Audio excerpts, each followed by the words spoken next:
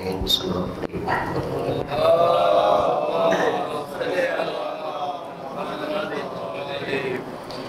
أما بعد فقد قال الله سبحانه وتعالى في كتابه المجيد بسم الله الرحمن الرحيم والذين هم من خشية ربهم مشفقون مل کے آواز بلند سنو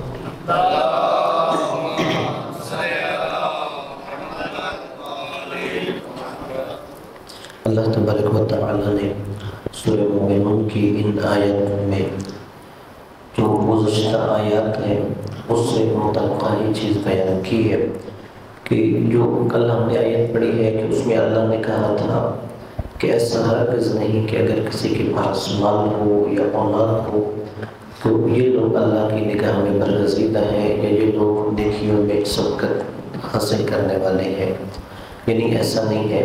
تو پھر کون ہے جو اللہ کی راہ میں سبقت حاصل کرنے والے ہیں نیک کاموں میں یا خدا کی نگاہ میں برگزیدہ ہیں؟ وہ اللہ نے سورہ مومنون کی ان اگلی آیات میں بیان کیا ہے۔ اللہ نے کہا کہ والذین هم من خشیۃ ربهم مشفقون، کہ جو اللہ کی نگاہ میں برگزیدہ ہیں ان کی پہلی نشانی یہ ہے کہ وہ اللہ تبارک و تعالیٰ کے خوف سے لرزتے ہیں۔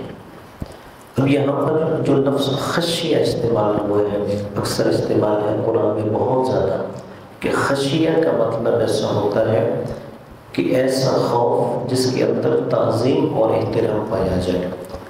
بس اوقات انسان ڈرتا ہے کسی کے ظلم کی وجہ سے، کسی کے قہر کی وجہ سے، لیکن خشیہ وہ خوف نہیں ہوتا۔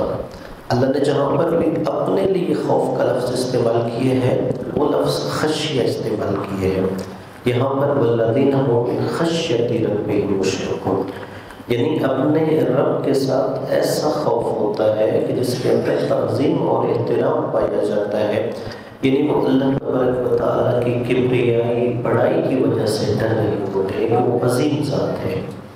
اور پھر اگلی آیت میں اللہ نے کہا والذین هم بآیات ربهم یؤمنون، دوسری نشانی ان کی یہ ہے کہ وہ اللہ کی آیتوں پر ایمان لے کے آتے ہیں، جو اللہ کی نشانیاں ہیں ان پر ایمان لے کے آتے ہیں۔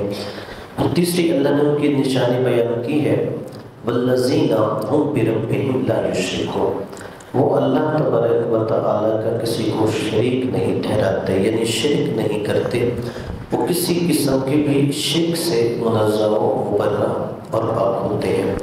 والذین یؤتون بما آتاہم، کہتے ہیں اللہ نے جو انہیں رزق دیا ہے اس رزق میں سے وہ راہ خدا میں خرچ کرتے ہیں۔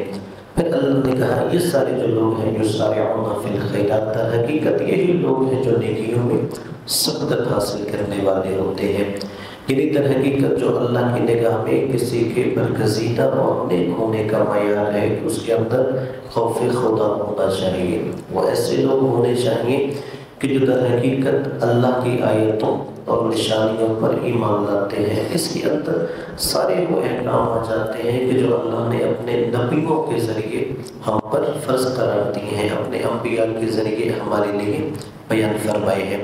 اور وہ لوگ اللہ تبارک و تعالیٰ کی بارگاہ میں اپنے مال میں کنجوسی نہیں کرتے بلکہ اپنے مال سے خرچ کرتے ہیں۔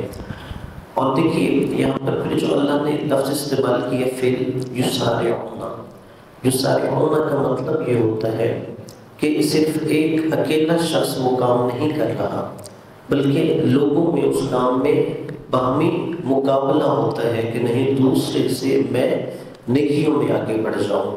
جیسے بس اوقات ہم دیکھتے ہیں کہ کھیلوں میں مقابلہ ہو رہا ہوتا ہے کہ کون پہلے نمبر پہ آتا ہے، تو یہاں پر بھی اللہ نے وہ جو چیز فعل استعمال کی ہے یسارعون، یہ باب مفاعلہ ہے، یعنی وہ نیک لوگ ایسے ہوتے ہیں جو نیکیوں میں مقابلہ کر رہے ہوتے ہیں کہ میں دوسرے میں جو ہے اللہ تبارک و تعالیٰ کی بارگاہ میں برگزیدہ ہونے کے لیے مقابلہ کروں۔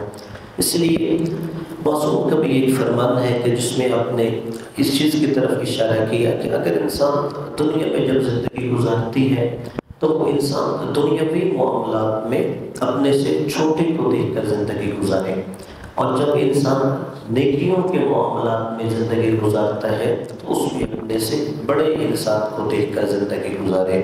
مثال کے طور پر اگر ایک انسان نماز مسجد ادا کرتا ہے تو اسے دیکھے کہ جو نماز تہجد بھی ادا کرتا ہے۔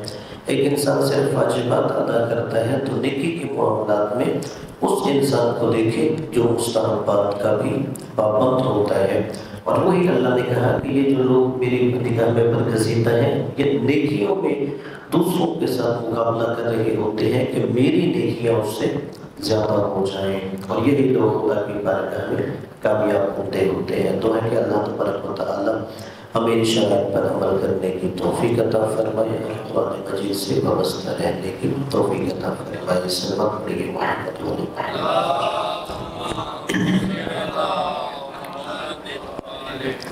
اگر آپ کا کوئی سوال ہو اس حوالے سے یا کوئی ہو تو آپ لوگ پوچھ سکتے ہیں۔ آپ نے فرمایا کہ نیکیوں میں صدقہ لینی، جی اس میں دکھاوے کے طور پر کوئی ظاہر ہے دوسروں کو، اس میں کوئی تو محسوس کرتا ہے یہ دکھاوا کا ہے۔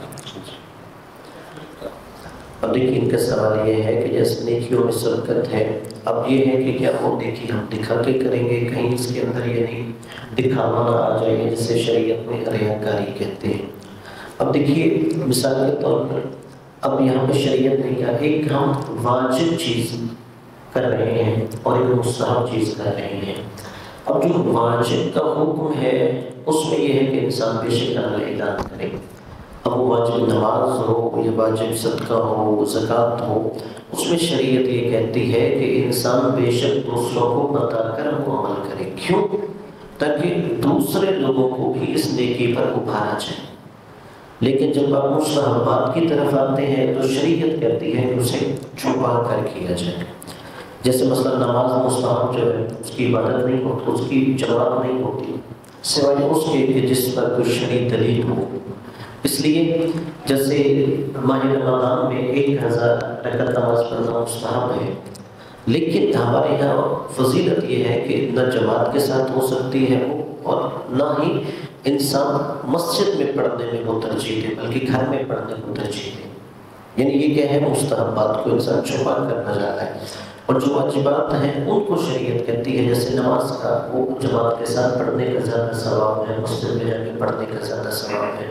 اسی طرح کوئی مالی آپ کے اوپر واجبات ہیں جیسے زکوٰۃ ہے، اس کے بارے میں حکم ہے کہ انسان بتا کے بے شک زکوٰۃ ادا کرے تاکہ دوسروں کو بھی اس بات پر تشویق دلائی جا سکے۔ لیکن اگر آپ نے کوئی مستحب صدقہ دینا ہے یا خیرات کرنی ہے تو اس میں شریعت کہتی ہے کہ اگر دائیں ہاتھ سے دیا جائے تو بائیں ہاتھ کو بھی پتہ نہیں چلنا چاہیے، کہ شریعت نے اس طرح بحث رکھا ہے۔ اور کسی کا کوئی سوال ہو تو آپ کے موضوع سے بات کریں جی، آج کل کنٹری رات دہانی کرنے کے واقعات کے بتایا حادثاتی افراد کے بارے سے آج آپ کچھ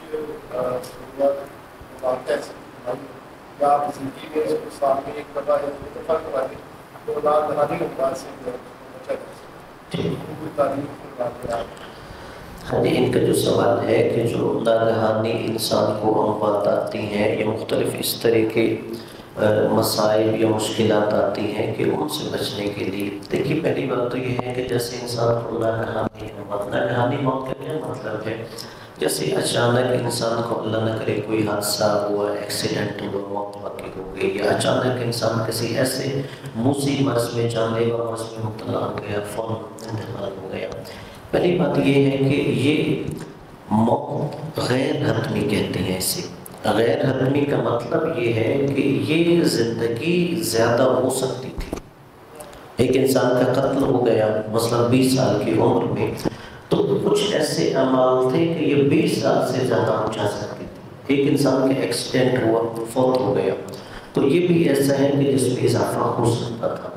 تو وہ کہہ رہی ہیں کہ مثلا ایسے ناگہانی آفات سے بچنے کے لیے کوئی ایسے اعمال آئمہ معصومین نے بتائے ہیں۔ دیکھیے سب سے پہلے صدقہ ہے، سب سے زیادہ جو تاکید ہے وہ صدقے کی ہے۔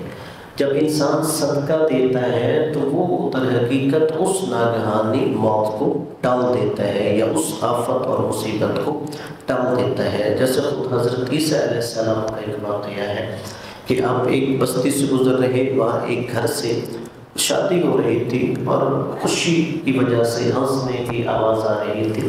حضرت عیسیٰ علیہ السلام نے اپنے حواریوں سے کہا کہ یہ لوگ یہاں پہ خوشیاں منا رہے ہیں اور ابھی تھوڑی دیر بعد یہاں کی جو دلہن ہے اس گھر میں، اس کا انتقال ہو جائے گا۔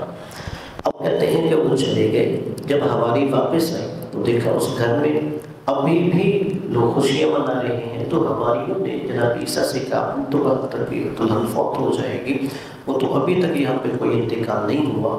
تو جناب عیسیٰ علیہ السلام نے کہا جا کے اس خاتون کے بستر میں اگر دیکھا جائے اور اس سے پوچھیں کہ اس نے کوئی نیک عمل کیا ہو۔ تو اس خاتون نے بتایا کہ ہاں، میں نے دروازے پر ایک مانگنے والے نے صدا لگائی تھی، یہ سارے لوگ اپنی خوشیوں میں مصروف تھے، تو میں نے خود اپنی جیب سے اسے صدقہ دیا تھا۔ تو جناب عیسیٰ نے کہا اس دلہن نے جو یہ عمل کیا ہے اس کی وجہ سے اللہ نے اس کی موت کو ٹال دیا ہے۔ سب سے زیادہ تاکید صدقے کی ہے۔ اور پھر جو دوسرا عمل ہے وہ رزق میں برکت یا ان ناگہانی آفات سے بچنے کے لیے، زندگی کی عمر درازی کے لیے وہ صلہ رحمی ہے۔ اپنے رشتہ داروں کے ساتھ حسن سلوک کیا جائے، اپنے رشتہ داروں کے ساتھ اچھا برتاؤ کیا جائے۔ اور جب معصوم سے پوچھا گیا کہ یہ صلہ رحمی کیسے ہو سکتی ہے، آپ نے کہا اس کا یہ طریقہ ہے کہ جو تم سے تعلق توڑ رہا ہے تم اس سے تعلق جوڑ کے رکھو۔ اور پھر جو تیسرا عمل ہے وہ اللہ تبارک و تعالیٰ کی بارگاہ میں مختلف ایسی دعائیں ہیں، جیسے دعائیں جو شأن کبیر ہے، اس کے علاوہ اور ائمہ معصومین علیہ السلام کی جو تعلیم کردہ دعائیں ہیں کہ جو مختلف مصیبت کے وقت پڑھنے کی تاکید ہے، ان دعاؤں کے ساتھ انسان متواصل ہے۔ صلی اللہ علیہ وسلم۔ اللہم صلی علی محمد کے حوالے سے عام دین میں ایک ہی شخص کو کھانا دیکھ رہے کے پاس چوراہوں پہ لوگ کھڑے ہیں، 3 بھائی کے ساتھ، تو ان کو صدقہ دینے کے حوالے سے کیا ہے، ان کی خوشی کو صدقہ ہے یا پھر مخصوص افراد کا صدقہ ہے، جیسے جو مستحق ہیں لیکن اسی کا احساس نہیں پڑا، سب کے وہ ہوتا ہے کہ جواب کے کھڑے ہوئے تو ایک بزنس ٹائپ ہے۔ آپ نے جواب بھی سوال کے اندر ہی بتا دیے ہیں۔ کیا دیا جا سکتا ہے؟ نہیں، اگر تو جیسے آپ نے کہا کہ یہ بزنس ہے ان لوگوں کا، پھر تو خود ہی جب ہمیں پتہ ہے کہ ان لوگوں کا یہ بزنس ہے تو وہاں پر تو صدقہ نہیں لگتا۔ اب دیکھیے سورہ توبہ کے اندر اللہ نے صدقہ کے 8 مصارف بیان کیے ہیں۔ انما الصدقات للفقراء والمساکین وابن السبیل وفی سبیل اللہ، یہ سارے یعنی جو صدقہ ہے وہ فقراء کا حق ہے، اور مساکین فقیر اسے کہتے ہیں جس کے پاس نہ تو کوئی ایسا روزگار ہو کہ جس کے ذریعے وہ اپنی گزر بسر کر سکے، اور نہ ہی اس کے پاس کوئی اتنی سیونگ ہو کہ جس کے ذریعے وہ اپنی گزر بسر کر سکے۔ اور مسکین کہا جاتا ہے اس کی حالت فقیر سے بھی بہت بری ہے۔ جیسے انہوں نے کہا کہ عام طور پہ خیر یہ ہمارے معاشرے کا المیہ بھی ہے کہ جیسے رمضان آتا ہے یا اور کچھ مخصوص ایام آتے ہیں تو کچھ خاص معافیات ہوتے ہیں کہ جو لوگوں کی اس ہمدردی کا ناجائز فائدہ اٹھا کے لوگوں کے آگے ہاتھ پھیلاتے ہیں۔ دیکھیے اسلام میں ہاتھ پھیلانے کی مذمت ہے، یعنی ہاتھ پھیلانے کی مذمت ہے۔ اور اسی طرح جب ہم کسی کو دیتے بھی ہیں تو اسلام کا کیا طریقہ ہے، جیسے رسول خدا صلی اللہ علیہ وآلہ وسلم کے پاس ایک بندہ آیا، اس نے کہا یا رسول اللہ میرے پاس کھانے پینے کو کچھ نہیں ہے، میری کچھ امداد کیجیے، یعنی خود رسول کے پاس۔ رسول نے کہا تمہارے پاس کتنے پیسے ہیں؟ وہ کہتا ہے یا رسول اللہ پیسے تو کوئی نہیں، میرے گھر جو ہے تھوڑا بہت سامان ہے۔ رسول نے کہا کیا سامان ہے؟ اس نے کہا وہ ایک بستر ہے۔ رسول اللہ نے کہا وہی لے لیا۔ بستر میں کیا ہے؟ اپنے صحابہ کو کہا کوئی ہے تو میں سے جو اس کا بستر خرید لے۔ ایک نے کہا میں 1 درہم خریدوں گا، دوسرے نے کہا میں 2 بھی خریدوں گا، اور جس نے زیادہ قیمت بتائی رسول نے کہا اچھا یہ تم پکڑو۔ اور اس کے بعد 2 درہم اس سے لینے کے بعد رسول خدا نے کہا کہ جاؤ بازار سے اس کا تم کلہڑا خرید کے لاؤ۔ اب وہ جب گیا وہاں سے کلہڑا خرید کے لایا تو رسول خدا نے کہا کہ اب تم نے 10 دن تک مجھے مسجد میں نظر نہیں آنا۔ تم چلے جاؤ بازار اور وہاں جا کے حلال رزق کماؤ، محنت مزدوری کرو۔ اب وہ جب 10 دن کے بعد واپس آیا، رسول خدا نے کہا اب کتنی تمہارے پاس ہے؟ تو اب اس نے مثلا زیادہ مالیت بتائی، رسول اللہ اتنے پیسے ہو گئے۔ رسول خدا نے کہا یہ جو پیسے ہو گئے ہیں اس کے لیے اپنے گھر والوں کے لیے رزق کے حلال میں سے جو بھی چیز خریدنا چاہتے ہو جاؤ وہ بھی جا کے خریدو، اور اسی کے ساتھ تم آپ دوسروں کی مدد بھی کر سکتے ہو۔ یعنی اسلام اس چیز کی تاکید کرتا ہے کہ بجائے دوسروں کے بھکاری بنانے کے، دوسروں کو حلال رزق کمانے کی تشویق دلائی جائے۔ جیسے انہوں نے کہا ہے کہ جو چوراہوں پہ کھڑے ہوتے ہیں، اب یہ تو کسی سے ڈھکا چھپا نہیں ہے کہ یہ وہ لوگ ہوتے ہیں جو باقاعدہ ایک مافیا کی شکل میں ہے۔ ہاں اس میں یہ کہ آپ اپنے گرد و نواح میں دیکھیں، جیسے قرآن نے کہا نا کہ جب رسول سے کہا یسألونک ماذا ينفقون، کہ رسول خدا تمہیں کہتے ہیں کہ ہم کیا اللہ کی راہ میں خرچ کریں، انہیں کہو قل ما انفقتم من خیر فللوالدین والاقربین، انہیں کہو کہ یہ اہم نہیں ہے اللہ کی راہ میں کیا خرچ کرو، اہم یہ ہے کہ کہاں پر خرچ کرو، یعنی کہاں پر خرچ کرنا ہے۔ پھر وہاں پہ اللہ نے کہا کہ جو بھی خیر کا معاملہ ہے، بھلائی کا معاملہ ہے، اس میں خرچ کریں۔ پھر کہا والدین کے لیے، قریبی رشتہ داروں کے لیے، پھر آگے یتیموں کے لیے، مسکینوں کے لیے خرچ کرو۔ تو لہٰذا یہ انسان کی ایک فردی ذمہ داری ہے کہ وہ جسے بھی دے رہا ہو، جیسے سورہ توبہ میں ہے 8 مصارف، اور اسی طرح یہاں پہ اللہ نے بیان کیا ہے کہ کن کی راہ میں خرچ کرنا چاہیے۔ سب بڑی